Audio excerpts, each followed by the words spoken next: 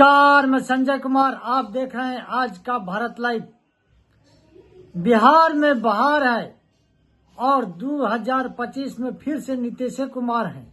ऐसा आपने थंबनेल में पढ़ा होगा, तो मैं क्यों बोल रहा हूं। मैं तो जगह जगह जाके देखा हूं, सर्वे किया हूं। और दूसरा, जो महागठबंधन का कारनामे है, अभी तक आपस में घमासान चल रहा है। सीट शेयरिंग का हो गया इनका फाइनल, अंदर अंदर ये मीडिया में कुछ नहीं आया। भाई, जो दिखता है वही बिकता है। जनता कैसे संतुष्ट होगी कि इनका समाधान हो गया।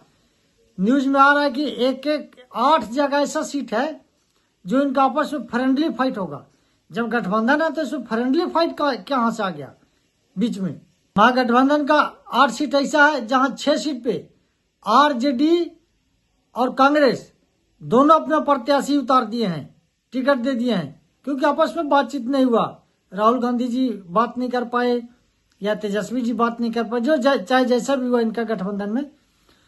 और कुछ सीपीआई का था, उसमें 2 प्रत्याशी उतार दिए कांग्रेस ने। मिला जुला के 8 प्रत्याशी जो हैं फ्रेंडली फाइट में। अब वहां पे जब चुनाव प्रचार करने जाएंगे तो कैसे जाएंगे, कौन किसका खिलाफ भी प्रचार करेगा। एक ही राज्य में चुनाव है, अगल बगल भी सीट है। वहां पे जब कोई बड़ा नेता जाएगा तो अगल बगल के भी, कोई उदाहरण ले लीजिए, कोई भी डिस्ट्रिक्ट में जब जाता है तो वहां 3-4 विधानसभा कवर करता बड़ा नेता। 3-4 विधानसभा के जो प्रत्याशी हैं वो वहां पे अपना जनता को लेके आते हैं। तो जब 3-4 विधानसभा का जनता को लेके आएंगे तो वहां जब उन्हीं का विधायक लड़ रहा होगा, वहां पे जो गठबंधन में है उनका विधायक लड़ रहा होगा आपस में, तो उसके खिलाफ क्या बोलेंगे या उसके प्रचार में क्या बोलेंगे, ये आप खुद अनुमान लगाइए। दूसरी सबसे बड़ी बात है कि अभी तक नीतीश कुमार जी को विपक्ष बिल्कुल अप्रासंगिक बता रहा था। बोल रहा था उनका टावर का नहीं काम कर रहा है, वो उल्लुल जुलुल हरकत कर रहे हैं, ऐसे कर देते वैसे कर देते, ऐसे वीडियो भी आ रहे थे। लेकिन अभी आरजेडी या कांग्रेस के जो भी प्रवक्ता आ रहे हैं टीवी में या जहां भी, कोई भी नेता, चाहे बड़ा नेता हो, छोटा नेता हो, तेजस्वी हो, राहुल हो, सभी बोल रहे हैं कि एनडीए में नीतीश कुमार को घोषणा नहीं किया, नीतीश कुमार को समाप्त करना चाहते हैं, नीतीश कुमार का ऐसे करना चाहते हैं। इससे वो सिद्ध कर दिए, जनता के दिमाग में फिर से आ गया कि अरे नीतीश कुमार तो बहुत एक्टिव हैं और उनको बीजेपी के समाप्त करना चाहती है, ऐसा भी दिमाग में आ रहा। मतलब बीच सेंटर में नीतीश कुमार को ले, नीतीश कुमार के ऊपर ही चर्चा इन्होंने किया महागठबंधन वालों ने, और नीतीश कुमार को चर्चा में लिया। और नीतीश कुमार बिल्कुल जो सीट बंटवारा हुआ था, जो एक्शन लिए, एक्शन 500, तो उसे लगा कि नीतीश कुमार का बिल्कुल दिमाग सही काम कर रहा है, 5 साल तक बिल्कुल रहेंगे। और बीजेपी के जो अमित शाह आए हुए हैं, गृह मंत्री बिहार में, उन्होंने बोला कि हम नीतीश कुमार जी के नेतृत्व में ही चुनाव लड़ेंगे। तो इसलिए मेरा थंबनेल है कि 2025 का चुनाव नीतीश कुमार ही मुख्यमंत्री बनेंगे। उन्होंने 20 साल में काम किए हैं वो सब जानते हैं, बताने की जरूरत नहीं है। मैं बताऊंगा तो लगेगा कि ये कोई जेडीयू के प्रवक्ता जैसा बोल रहा है।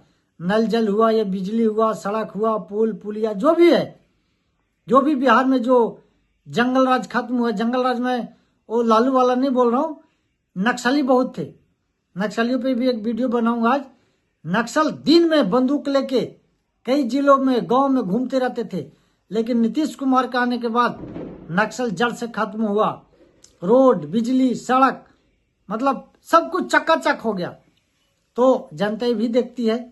और दूसरा, इनका परसेप्शन जो बन रहा था कि बुढ़े हो गए हैं, उनका दिमाग काम नहीं कर रहा है, तो वो भी परसेप्शन खत्म हो गया कि अभी वो लाम लाइन में आके बिल्कुल फ्रंट में आके बैटिंग कर रहे हैं। और बात है जो महागठबंधन, भाई आपके पास बहुत प्रवक्ता है वीआईपी में, वीआईपी पार्टी में। कोई प्रवक्ता बोलता, कोई महागठबंधन का ही प्रवक्ता बोलता कि मुकेश सहनी उप मुख्यमंत्री होंगे, लेकिन नहीं, मुकेश सहनी बोले कि मैं चुनाव नहीं लड़ूंगा। और जहां भी कैमरा माइक दिख जाता है, ऐसे भी आए हो फिल्मी दुनिया से, जहां कैमरा रोल एक्शन होता है जो बोलते हैं डायरेक्टर, उधर से ही आए हैं, वो उधर ही ठेकेदारी लेते थे, टेंट तंबू लगाते थे। तो जहां भी कैमरा और माइक दिख जाता है बस वहीं यही बोलते हैं कि बस मैं उप मुख्यमंत्री बनूंगा, मैं उप मुख्यमंत्री बनूंगा। इसके अलावा और कुछ नहीं है। भाई पहले चुनाव जीत जाइए। पहले भी आप कोई मंत्री बने थे, अच्छा काम करते तो ऐसे बिहार में नाम हो जाता। मेरा मानना है कि कोई भी नेता डायरेक्ट अगर बोलता है, तेजस्वी यादव भी कई बार खुद को बोल दिए कि मैं मुख्यमंत्री का चेहरा हूं, जबकि कांग्रेस पार्टी ये मानने के लिए तैयार नहीं है। देश में यही दो नेता हैं, चाहे तेजस्वी यादव हो चाहे मुकेश सहनी हो, जो खुद से बोल रहे हैं। इनको अपने प्रवक्ता से बोलवाना चाहिए। आज तक कोई देश में नेता, सबको पता है कि ये बनेंगे, जीतेंगे तो, या कोई भी प्रदेश में कोई भी नेता जब, जो खास करके पारिवारिक पार्टियां हैं, उसका तो चेहरा पता ही होता है कि यही बनेगा, जीतेगा तो। लेकिन खुद से बोलने की जरूरत में हास्यास्पद हो जाता है। लोग हंसी उड़ाते हैं कि पता नहीं जीतेगा कि नहीं जीतेगा, खुद को बिल्कुल घोषणा कर रहा मुख्यमंत्री बनूंगा, उप मुख्यमंत्री बनूंगा। मतलब ये क्या, चुनाव आप एमएलए के लड़ रहे हो कि मुख्यमंत्री के लड़ रहे हो? एमएलए बनो। वहां पे एक पता नाटक ही होता है एक तरह से। ऐसे संविधान में तो ही है कि विधायक दल का नेता चुना जाता है, वो मुख्यमंत्री होगा, लेकिन एक फॉर्मेलिटी है, फिर भी होता तो है। फिर आपका कोई प्रवक्ता बोलता, आपके पार्टी से कोई नेता बोलता, अच्छा लगता। चाहे वीआईपी पार्टी का नेता बोलता कि हमारे सहनी जी उप मुख्यमंत्री होंगे, किसी को नहीं सुना होगा आपने। बस खुद ही एक ही जो तोता होता है उसको सीताराम सीताराम या हरे राम, ये गांव के बच्चों का जो नाम होता है घर में, वो याद कर लेता, बस वही बोलता है और कुछ बोल ही नहीं रहे। बस महागठबंधन की सरकार बनेगी और मैं उप मुख्यमंत्री बनूंगा। उधर तेज प्रताप हैं जो प्रत्याशी उतार रहे हैं, सबको पता है किसका वोट कटेगा, प्योर आरजेडी कांग्रेस का वोट कटेगा वो। या ओवैसी हैं, एआईएमआईएम के जो लीडर हैं असदुद्दीन ओवैसी, हैदराबाद से आए हैं, वो 34-35 सीट पे अभी तक उतार दिए उम्मीदवार।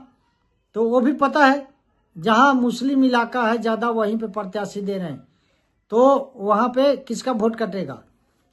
एम वाई समीकरण तो आरजेडी का है, तो स्वाभाविक है कि आरजेडी का वोट कटेगा। कहने का मतलब है कि ऐसा विषाद बिछा इस बार। अभी तेजस्वी यादव का जो नॉमिनेशन हो रहा था उसमें देखा गया कि लालू जी, राबड़ी देवी जी दोनों गए थे, आशीर्वाद दिए, नॉमिनेशन में दोनों बैठे थे।